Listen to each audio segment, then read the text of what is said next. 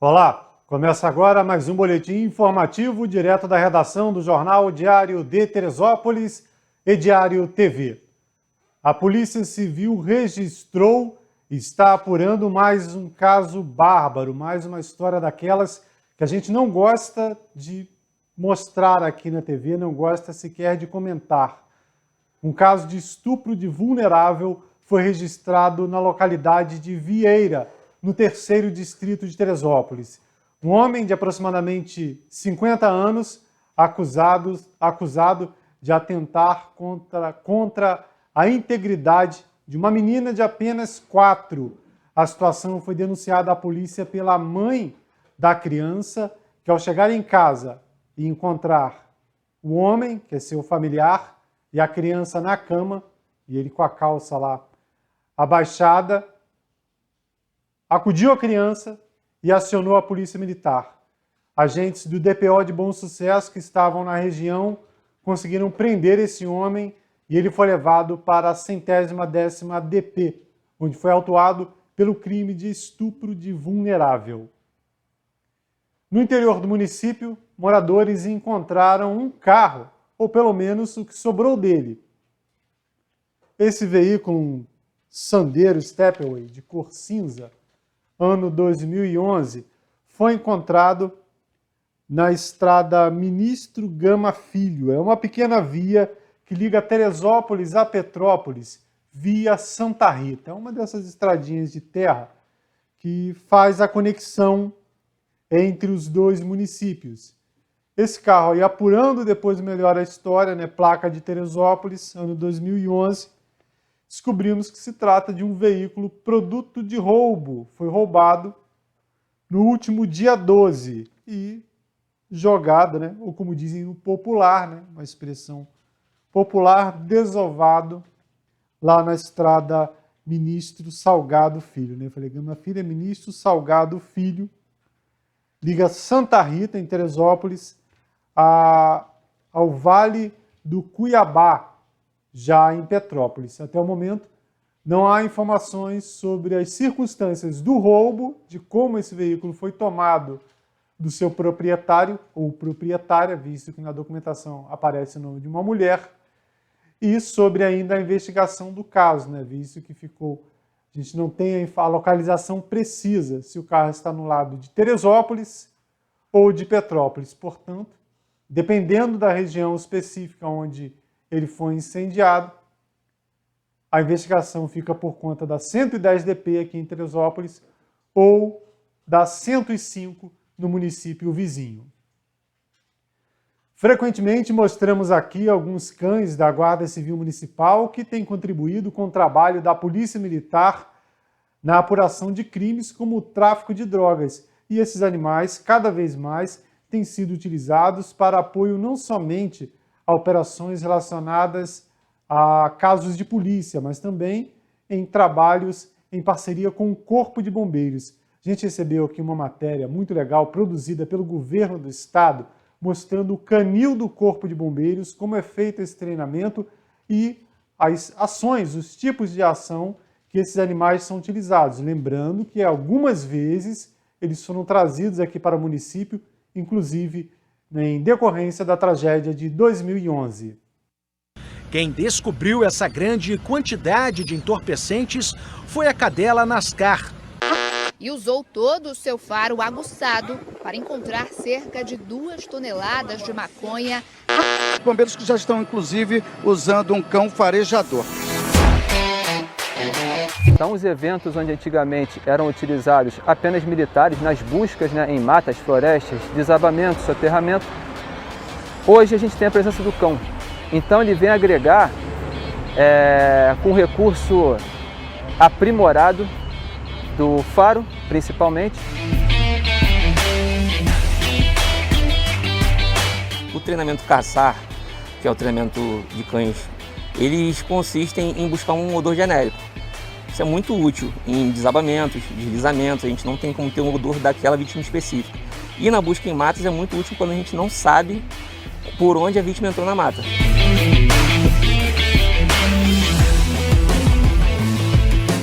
E o main trailing já é uma busca focada no odor específico da vítima. Então a gente dá um odor e aquele cão vai buscar aquele odor. Não vai buscar nenhum outro, ele vai passar por todas as pessoas e vai buscar exatamente aquele odor.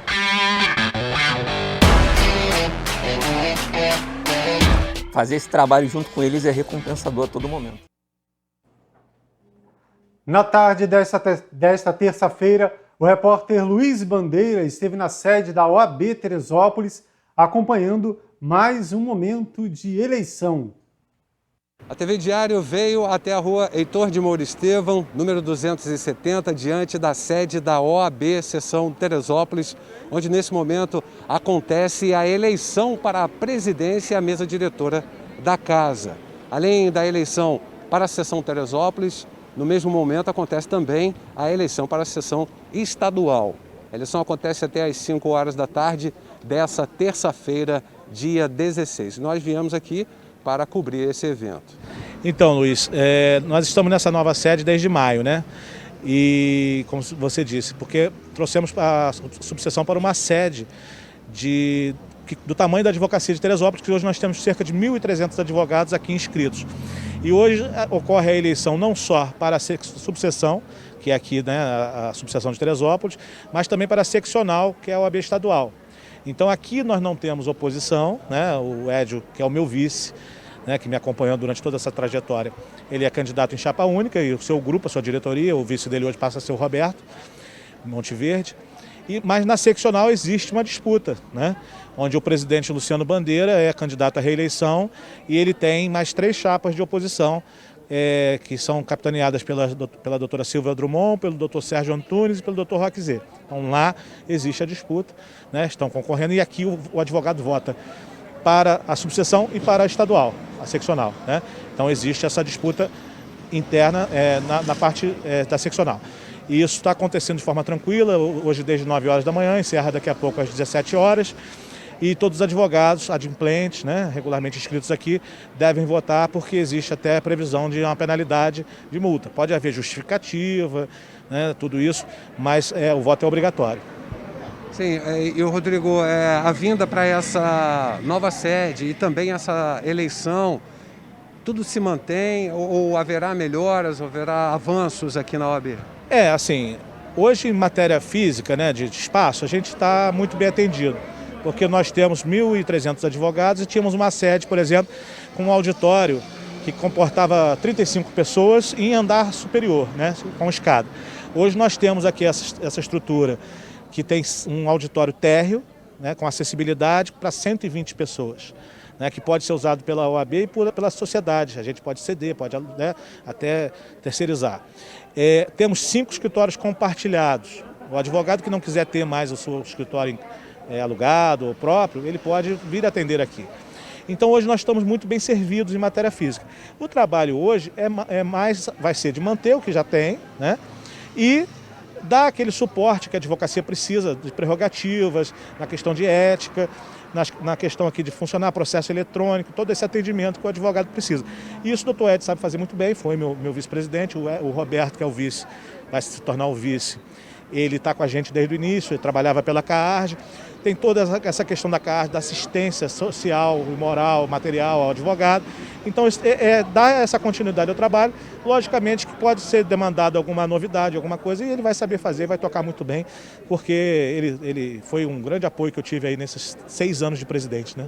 6 anos de presidência, continua na diretoria, mas agora dá uma descansada, né? Não, na verdade, são 6 anos porque são 2 mandatos, né? Eu fiquei 2 mandatos de vice, antes de ser presidente, e mais 2 de presidente. Então são 12 anos de dedicação à ordem. Eu agora vou dar uma desacelerada, eu não faço parte do grupo, até para poder deixar ele mais à vontade, para ele poder tocar o mandato dele, para não haver nenhuma ingerência, nem que eu queira tentar, eu não tentaria, mas não quero tentar.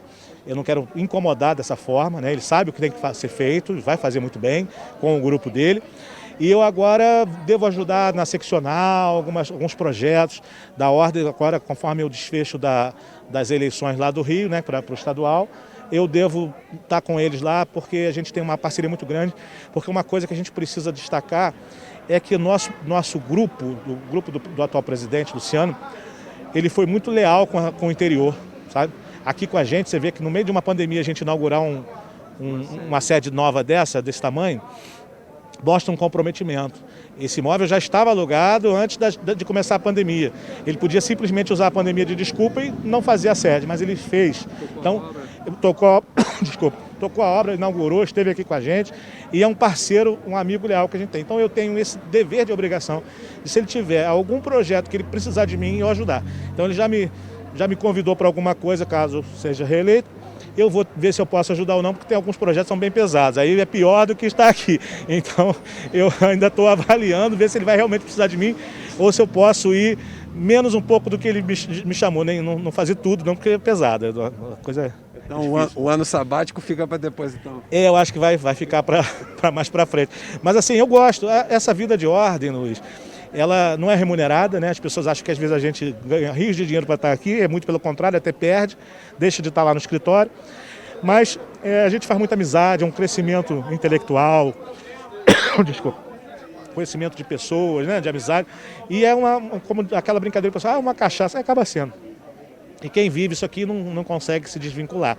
Mas eu vou tentar tirar um pouco o pé do acelerador, participar só um pouquinho com menos problema. Porque aqui é tudo com a gente, né? Subseção você joga nas 11. Então, pegando um projeto só, às vezes é um pouco mais light, né? Uma outra coisa que a gente precisa destacar, ao longo desses 12 anos que eu estou na frente da subseção, né? Eu estive como vice ao lado do Jefferson, atrás do Jefferson, né? Como vice sempre depois, mas a gente era sempre junto, como era com o Edinho. Nesses 12 anos que eu estou na ordem, a nossa parceria com o Grupo Diário. Sempre tivemos toda a porta aberta. Tivemos programa na TV Diário, né, entrevistas, coluna, tudo a gente participou e a Diário sempre foi um grande parceiro da OAB. E eu tenho certeza que o Júnior, o grupo lá do Vanderlei e tudo mais, vão continuar sendo parceiro da Ordem nessa administração do Edson. Bom, concluído aí o período de votação, podemos ver a chapa eleita para o triênio 2022-2024. Chapa única, né? Participou do pleito, chapa encabeçada pelos advogados Édio de Paula Ribeiro Júnior como presidente e Roberto Monteverde como vice-presidente. Além dos cargos de presidente e vice, a diretoria em Teresópolis é composta pelos advogados Clarissa Azevedo do Nascimento como secretária-geral, Gisele Vocter Dias Tamer como secretária adjunta e Marco Aurélio Benedito Alves como tesoureiro, havendo ainda mais 47 conselheiros compondo a chapa. Vamos agora mostrar aqui um trabalho de limpeza, um mutirão de limpeza realizado na comunidade do Pimentel. Essa ação ocorreu no último fim de semana, um trabalho aí que faz parte do projeto Cidade Limpa, aliás foi perpétuo, né? Falei Pimentel, perpétuo, um mutirão de limpeza que tem como objetivo intensificar essa ordenação do espaço público e criar uma identidade, resgatando o sentimento de pertencimento e orgulho ao morador de Teresópolis. É um projeto da Prefeitura envolvendo as Secretarias de Meio Ambiente, Defesa Civil e Serviços Públicos e que tem como parceiros, entre outros, né, associações de moradores e o Centro Universitário Serra dos Órgãos. Além dessa limpeza aí, né, deram uma geral lá no Perpétuo, também foram ampliados aí os ecopontos, né, a instalação de ecopontos para o recolhimento do lixo reciclável. Segundo a Prefeitura, o próximo mutirão de limpeza está previsto para o bairro do Rosário e será realizado no dia 27 de novembro. Interessante nessa iniciativa, mas seria melhor ainda se não fosse necessária. Infelizmente, cultura não só de Teresópolis, mas do brasileiro, né, mas trazendo aqui para o nosso quintal, é lixo para todo lado, em grande parte de Teresópolis. Acho difícil a gente passar em um bairro e não ter lixo espalhado pelos cantos da rua. Eu sempre me pergunto, né, quando eu era criança, o que passa na cabeça das pessoas. Né? Quando eu era criança, a minha mãe falava assim, não quebra a mão você pegar na jogar na lixeira, não. Então é mais ou menos isso. Será que está quebrando a mão agora? Você pegar e jogar na lixeira, pegar e colocar o resíduo que não lhe interessa mais, que não lhe serve mais no local adequado. Uma cidade limpa não é bom somente para o gari, o profissional aí que faz essa limpeza, mas também para todo mundo que vive nesse ambiente. Vamos agora mostrar o bairro do Caleme, né? Mais uma reclamação do Diário Comunidade, e novamente em relação a calçamento de via pública. Dessa vez a reclamação vem da Rua dos Canários, onde, segundo moradores, há 15 dias aproximadamente, a prefeitura apareceu,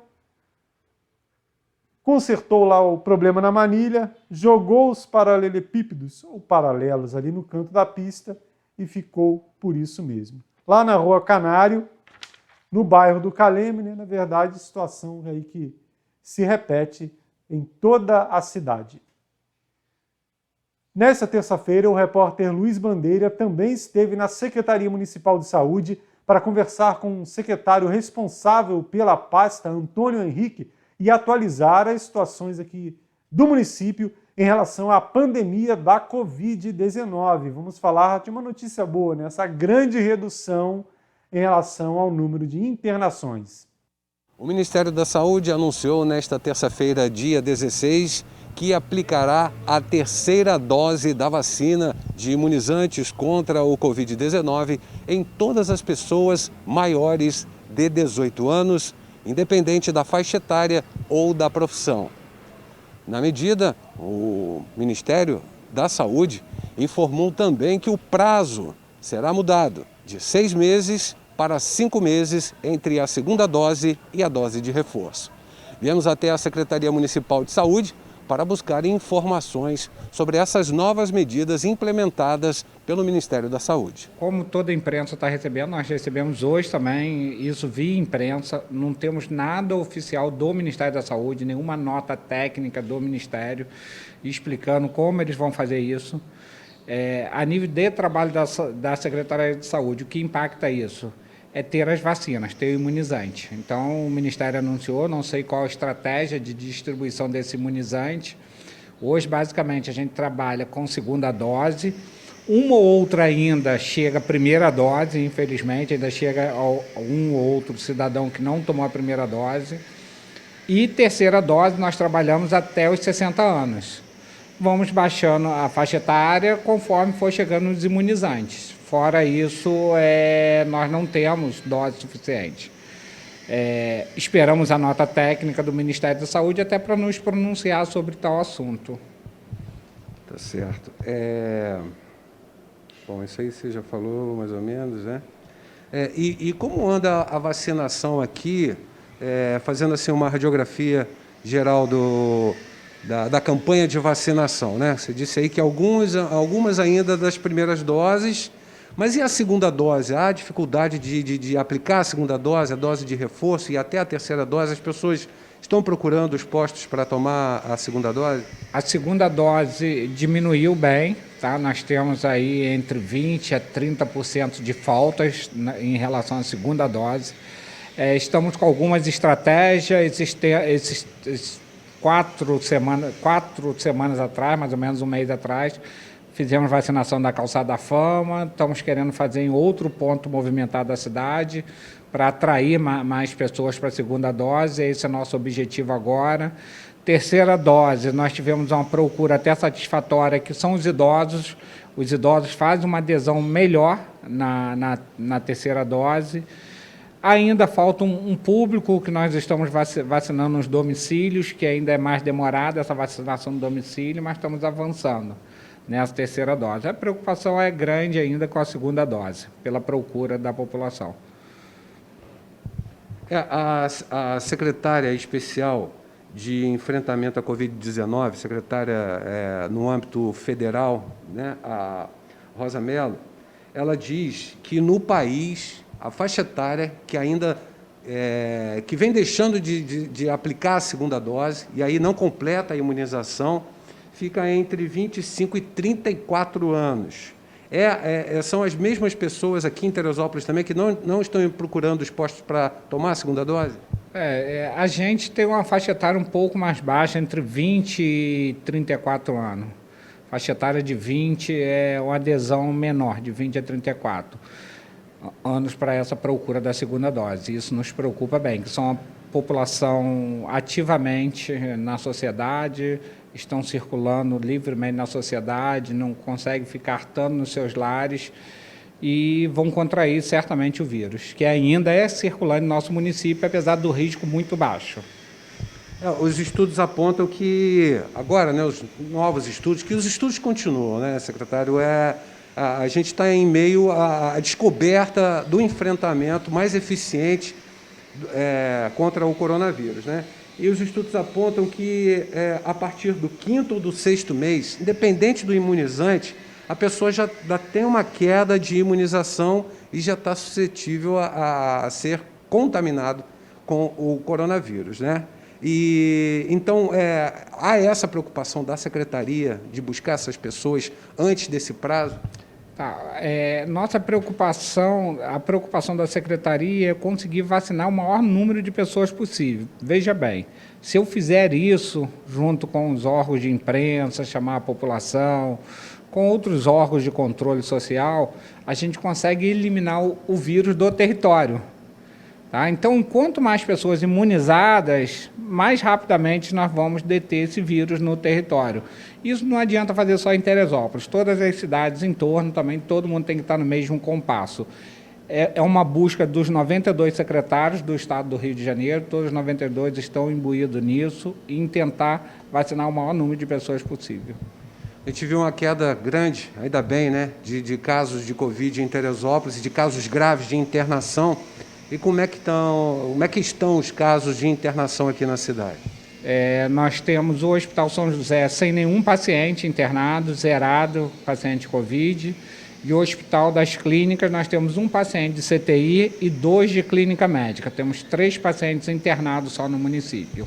O perfil desses 3 pacientes, tem como o senhor avaliar? Essa pessoa tomou segunda dose, tomou primeira dose, não tomou vacina nenhuma, é idoso, é jovem? Não vacinado ou só com uma primeira dose. Os 3 pacientes lá é bem clássico por isso. Os 2 mais estáveis tomaram uma dose, estão estáveis, deve ter alta agora, conversei com a direção do hospital por volta de amanhã. E o mais grave, infelizmente, que também está se recuperando, graças a Deus, mas não tomou dose de vacina. Nós precisamos alertar a população que o vírus não acabou, ele é circulante no nosso município. Embora o número de internação seja bem pequeno, nós temos 3 pacientes, mas certamente nós temos pessoas contaminadas que estão circulando no nosso município. Isso só vai diminuir com a imunização.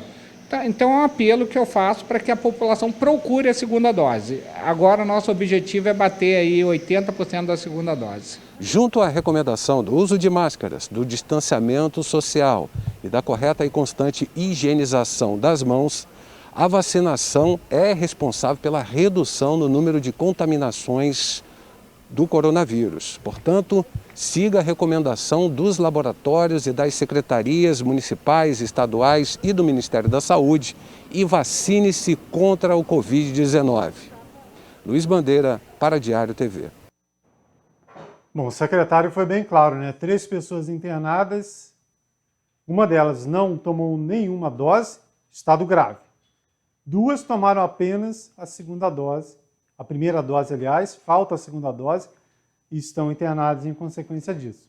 Então, está faltando o quê para você procurar a unidade de saúde e se imunizar, né? E ele atentou ali, né? O público entre 20 e 34 anos está em dívida com a sociedade, né? Não é só com ela mesma, não, a pessoa, não, com a sociedade. É um pacto coletivo. Então, um grande número de pessoas entre 20 e 34 anos ainda não procurou a Secretaria de Saúde para receber aí a segunda dose do imunizante. Essas e outras notícias você vê também em nosso site netdiario.com.br. Se houver qualquer atualização antes da entrada de um novo boletim informativo, além da nossa página, você vê na barrinha de notícias da Diário TV e também em nossas redes sociais, Instagram, Facebook e YouTube. E você que nos acompanha aí pelo YouTube, não deixe de se inscrever em nosso canal. Até mais!